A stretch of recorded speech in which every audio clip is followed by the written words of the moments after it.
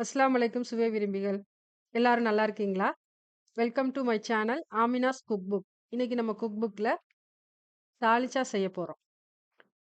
தாலிச்சா செய்ய தேவையான பொருட்கள். தாலிச்சா செய்றதுக்கு கடலைப்பருப்பு 200 கிராம், ஆட்டுக்கறி எலும்பு கறியா ஒரு 250 கிராம் எடுத்துக்கோங்க. இஞ்சி பூண்டு விழுது 4 டீஸ்பூன், சாம்பார் தூள் 4 டேபிள் ஸ்பூன், மிளகுத்தூள் 1 டீஸ்பூன், எண்ணெய் 5 டேபிள் ஸ்பூன், பெரிய வெங்காயம் 3, தக்காளி 2, பச்சை மிளகாய் 2, மாங்காய் 1, கத்திரிக்காய் 6 to 7, உருளைக்கிழங்கு 2, கொத்தமல்லி சிறிது, கருவேப்பிலை சிறிது. தாளிக்க பட்டை, கிராம்பு, ஏலம்.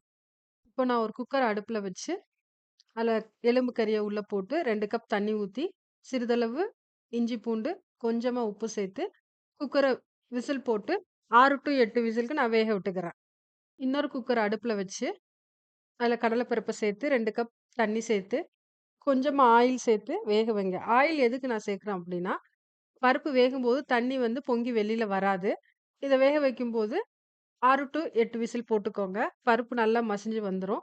கடைசியா ஒரு கப்ல மாத்தி வச்சுக்கோங்க. ஒரு தனியா பாத்திரத்துல வச்சு, பருப்பு மத்த வச்சு கடைஞ்சு வச்சுக்கோங்க. ஸ்டவ் ஆன் பண்ணி ஒரு கடாய் அது மேல வைங்க. கடாய் காஞ்சதும், சிறிதளவு எண்ணெய் சேர்த்து, எண்ணெய் காஞ்சதும், அதுல நம்ம எடுத்து வச்சிருக்கிற பட்டை, கிராம்பு, ஏலம், கருவேப்பிலை, நறுக்கி வச்சுள்ள வெங்காயம், பச்சை மிளகாய், நறுக்கிய தக்காளி இதெல்லாம் சேர்த்து வதக்குங்க. இதோட இஞ்சி பூண்டு விழுதையும் சேர்த்து வதக்குங்க. இஞ்சி பூண்டு விழுது சேர்த்த உடனே கொஞ்சமா உப்பு சேர்த்துக்கோங்க. அப்பதான் சட்டி அடி பிடிக்காது. 1 டீஸ்பூன் மிளகாய் தூள், 4 டேபிள் ஸ்பூன் சாம்பார் தூள் நான் எடுத்து வச்சிருக்கேன். அத இதில போட்டு நல்லா பெரட்டுறேன். அப்புறம் தண்ணீல கழுவி வச்சிருக்கிற கத்திரிக்காயும், உருளைக்கிழங்கையும் அந்த மசாலாவுல போட்டு நல்லா வதக்குங்க. இதில ஏன் தண்ணீல ஊற வச்சிருக்கேன்னா, நிறம் மாறாது. அதுக்கப்புறம் மட்டன் ஸ்டாக் வாட்டர் அதில ஆட் பண்ணுங்க. ஆட் பண்ணி நல்லா கிண்டி விடுங்க.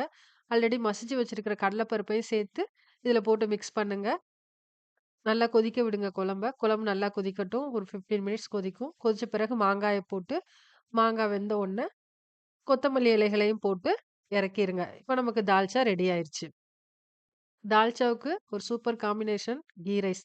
கீ ரைஸ் எப்படி பண்றதுன்னு நான் டிஸ்கிரிப்ஷன் லிங்க் குடுத்துருக்கேன். அதையும் செஞ்சு சேர்த்து சாப்பிட்டு பார்த்து எப்படி இருக்குன்னு கமெண்ட் செக்ஷன்ல சொல்லுங்க. என்னோட சேனல சப்ஸ்கிரைப் பண்ணுங்க, சப்போர்ட் பண்ணுங்க. தேங்க்